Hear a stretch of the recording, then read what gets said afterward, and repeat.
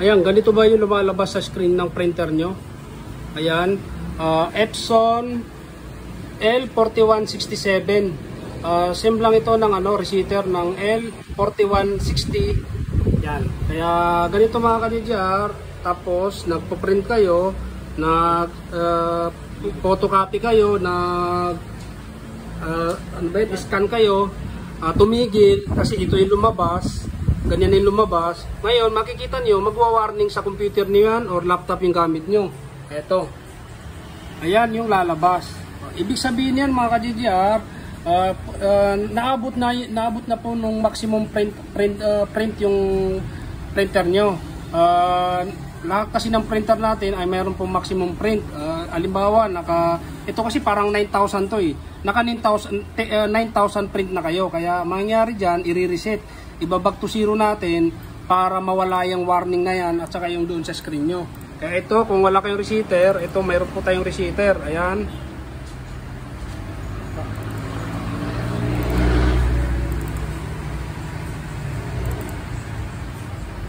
Sundan nyo lang po ha. Ayan. Tapos piliin nyo yung 4160.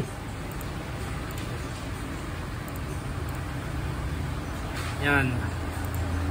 Tapos waste ink pad, counter.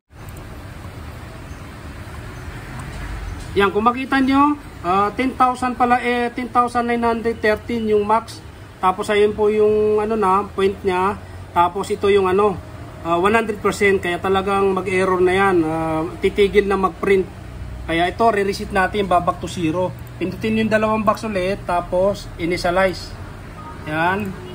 Makikita nyo, turn off printer. Ngayon, pag turn off natin yung printer, ayan, mawawala na yung doon, yung warning dyan.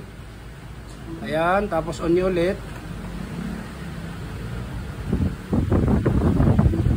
Ayan, kung makikita nyo, wala na yung warning. Tapos, gagalaw na yung printer. Mararamdaman nyo, gagalaw na yung printer nyo.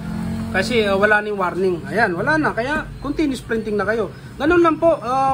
Talagang mayroon po tayong maximum page count. Kasi lahat po ng piniprint natin, may bilang. Tulad nito, ang max pala nito ay 10,000.